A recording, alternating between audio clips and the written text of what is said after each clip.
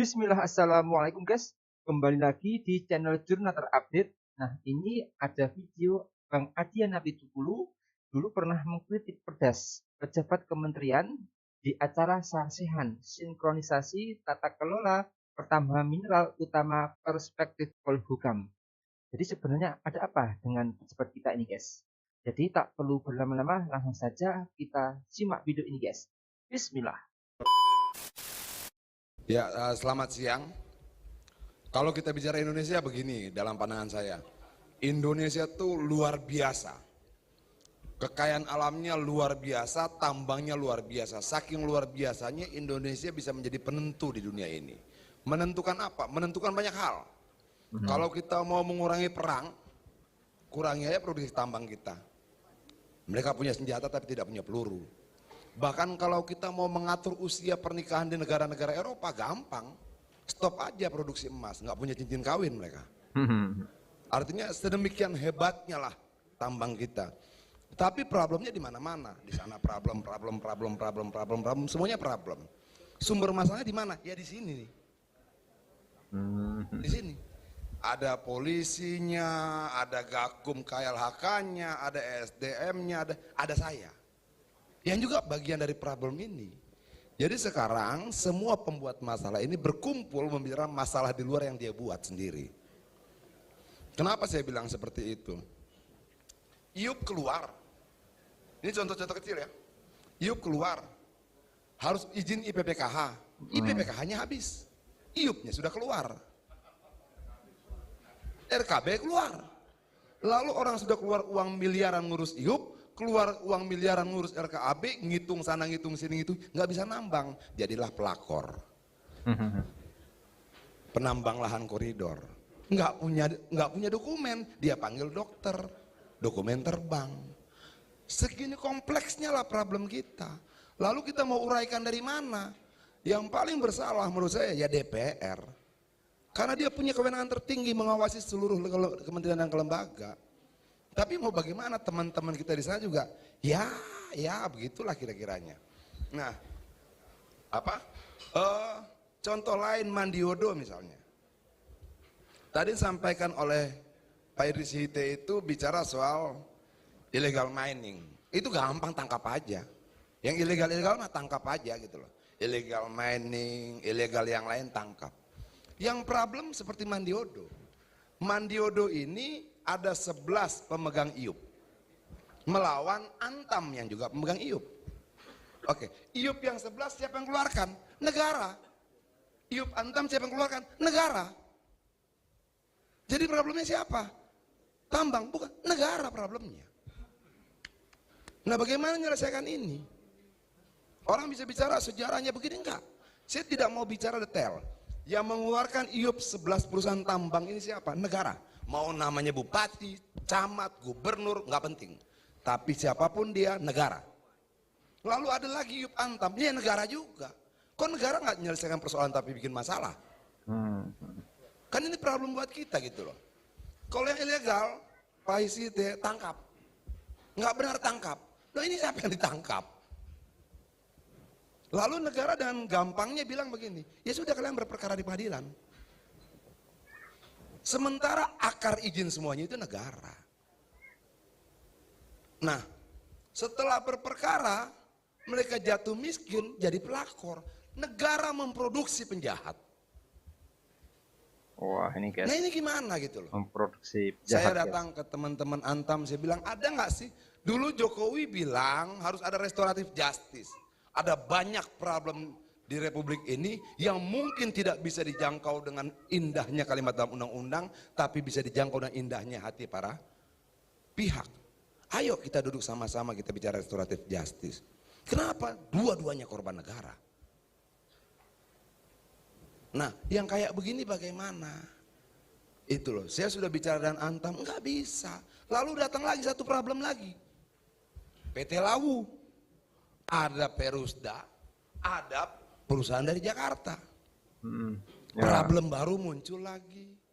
Yang 11 belum selesai, nambah lagi. Bisa nggak sih kita duduk bareng-bareng kalau soal-soal kayak begini? Bicarakan saja. Itu atau sama-sama mencari backingan untuk mengadu kekuatan. atau apa gitu loh. Orang pernah bilang sama saya, lu kalah Yan. Iya, saya kalah hari ini. Minggu depan belum tentu. Tahun depan belum tentu.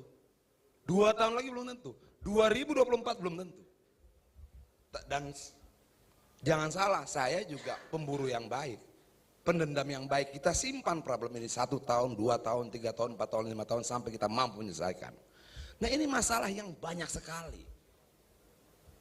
Apa mulainya dari mana? Ini yang Sulawesi Utara kan? Ya tadi ini Erwin Usman ini tim saya terkait tambang, mantan walhi tahun 2001, 2002 hampir buta mata sebelah kanannya karena bertarung soal kasus tambang di Newmont. Ini juga problem. Sudah jelas-jelas salah, cabut aja, emang kenapa sih? Berputar gitu loh. Kemarin ada orang hubungin saya, Bang, ada Iup dan Wiup beda titiknya, beda tempatnya. Yang keluar siapa ya? Ini SDM. Lalu saya mau bantuin, ada KPK, bingung kita. Kenapa? Karena definisi korupsi memperkaya diri sendiri dan atau orang lain. Jadi kalau dia pengusaha tambang, mentok kemana-mana, datang ke saya bingung mau buat apa. Saya bantuin dia untung terpenuhi unsurnya, saya nggak bantuin dia buntu, investasinya rusak. Terus yang mau bikin apa? Nah, inilah republik paling membingungkan buat saya. Guys. Untuk menghilangkan kesuntukan, kebuntuan saya biasa jalan ke Gede Bage, beli pakaian bekas. Kemarin ditutup. Jadi komplit persoalan buat saya ini. Enggak, maksudnya lalu saya mau kemana? Wisata gagal, apa gagal segala macam. Berapa hari yang lalu datanglah Satpol PP ke tempat saya karena November nanti mereka akan dihapus honorer dan PTT. Masalah. Lalu datang pedagang thrifting. Masalah. Lalu datang lagi dari Pancawati 1.300 petani sudah keluar sertifikatnya 2016 sampai hari ini tidak pernah pegang fisiknya. Masalah. Semua masalah. Nah, gimana ini guys? Nah, kapan waktu saya mau kumpulkan informal, kita diskusi mau kayak apa? Pilihannya cuma 2 kok. Kita selesaikan dalam diskusi, kita cari jalan keluar sama-sama, atau kita bertarung adu kuat. Yang pasti ada korbannya, mau malu, mau duit, mau apa, pasti seperti itu. Kenapa? Karena kadang kala cara paling gampang ya bagi Pak Pipit ya sudah berperkara aja kalian. Itu loh. Apakah cara itu selalu efektif? Enggak. Belum lagi informasi lain. Ada menteri katanya dengan deputinya minta saham. Ampun. Oke. Nggak perlu sebut nama, tapi kayaknya pikiran kita hampir sama di sini. Ya. Kenapa sih republiknya harus begitu? Kenapa sih pejabat kita tidak pernah tahu kapan berkata cukup?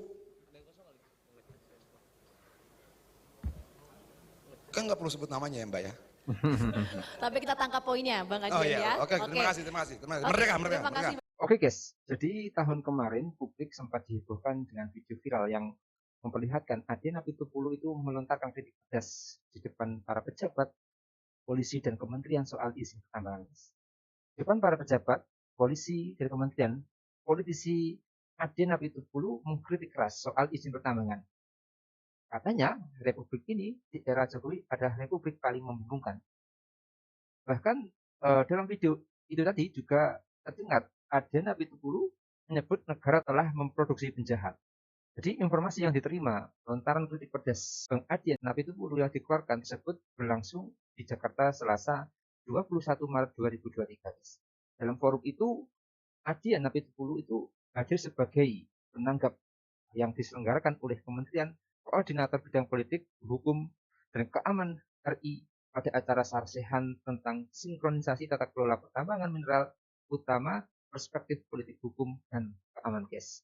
Jadi menurut kalian gimana guys soal video ini? Tulis komentarnya di bawah ini guys ya. Saya izin pamit dulu. Wassalamualaikum warahmatullahi wabarakatuh.